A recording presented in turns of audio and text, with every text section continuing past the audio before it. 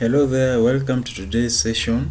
We are going to demonstrate how you can label contours, or in other words, how you can perform contour annotation. And normally when you are doing this, you're supposed to place your labels either above a contour line or in between a contour line. Those are the two most popular options. And as you can see in this map, the labels for each of these contours have been placed in a space between the contour line. So that is what we are going to demonstrate today, how we can use masks in ArcMap to place contour labels in this format. Normally when you look at topographical maps, you realize that not all contours are labeled, and not all of those contours are drawn in the same manner of thickness. Some are usually thicker than others. So the thickest contours in topographical maps are usually contours that we call index contours, while the minor contours, those that fall in between index contour, are called intermediate or auxiliary contours. Or someone else might define an index contours as every 10th contour or every 5th contour as drawn on a map. So these index contours are usually labeled. The auxiliary contours not necessarily, and as you can see on the map, an example of an index contour is this one, the one that appears in the thickest line in brown. I don't know the contour value is what. So this one is an example of an index. So we are going to try and achieve this effect in ArcMap. So you open your ArcMap, and once it loads, this is where we left off in our previous session. So we are going to use this tool called contour annotation to generate these contour labels. But before we do that, first of all, there is something that you need to, there is some preliminary tasks that you need to perform before you can get to contour annotation. And you will do this first. So you go to your attribute table. We are going to categorize these contours into auxiliary and index contours. So take for instance this range of contours. I'm assuming I'm going to sort them in an ascending manner. They range from 2106 to 2110. So in a set or in a group of drawn contours, there is usually a contour we call the base contour, kind of serves as the origin for the rest of the contours. Like say if we could take 2110 as the base of this set of contours. Says it is the same way your ruler usually has a starting point like 0. So you take it, assume it to be that 0 over ruler. So let's assume the starting point of this contours is 2100.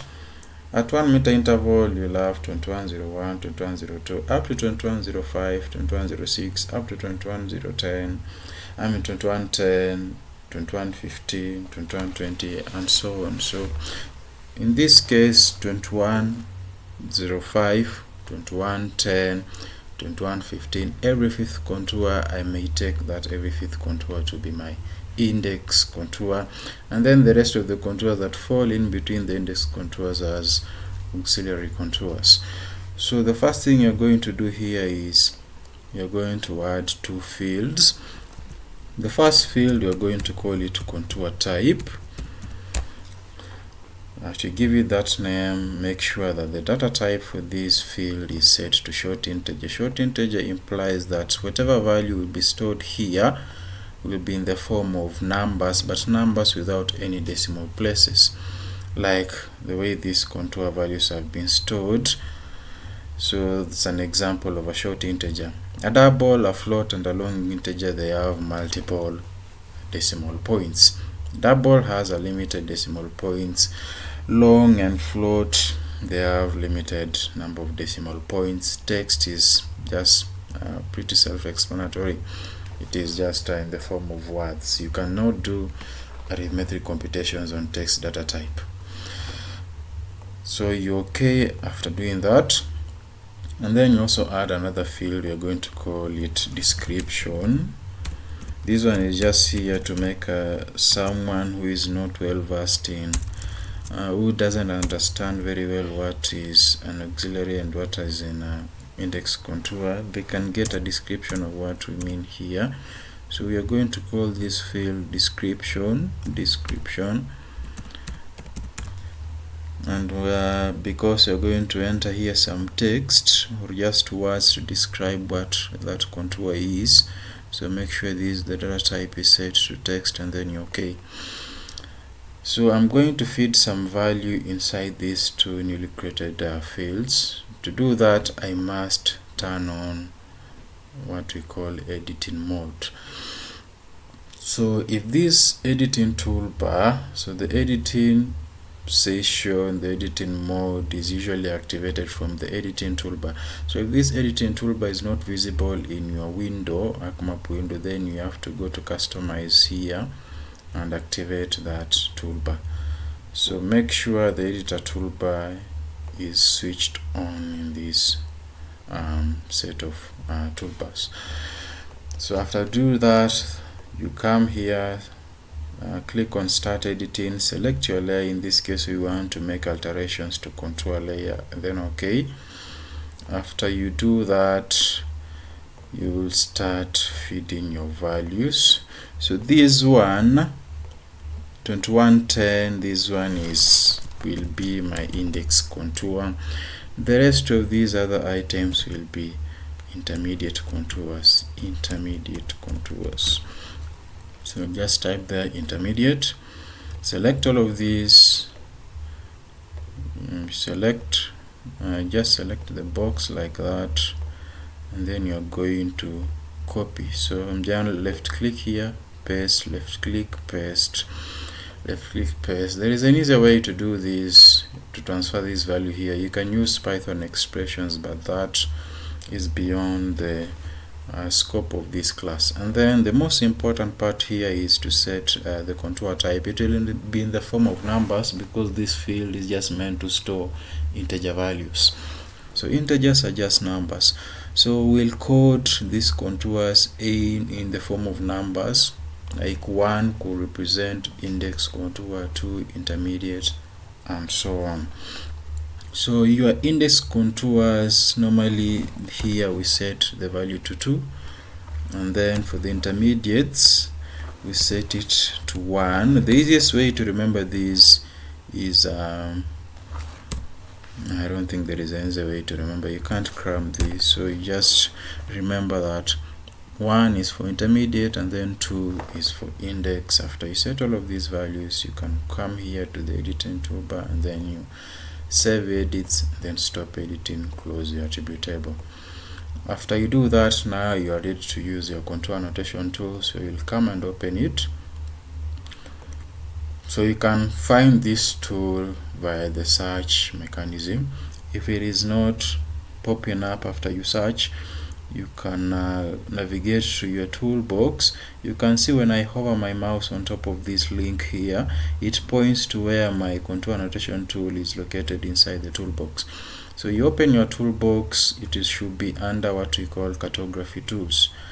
So here, cartography tools, just below analysis tools, under annotation, that is where you have contour annotation. So open it, go to input features, input your contour layer, this one, the one that we've just created contour type and descriptions for.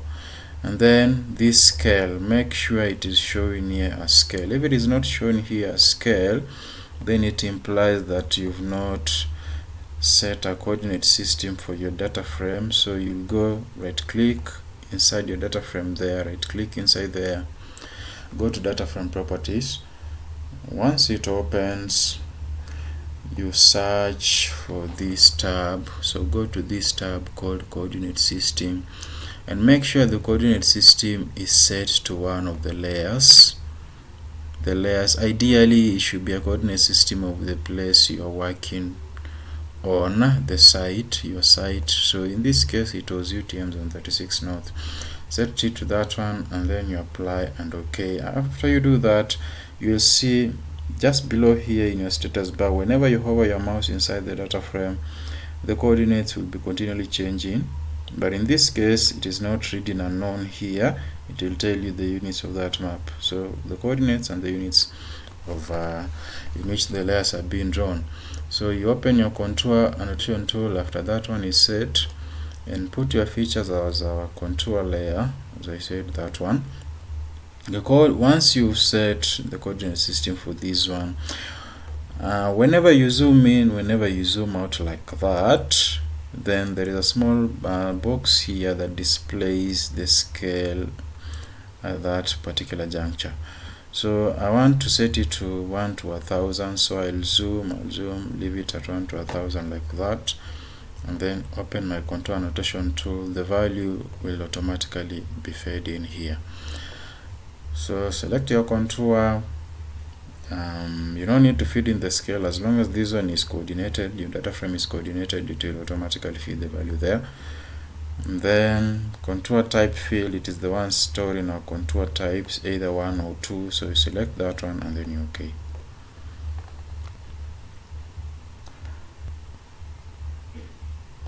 And so on the process is done, you can see that all your contours now have been assigned values.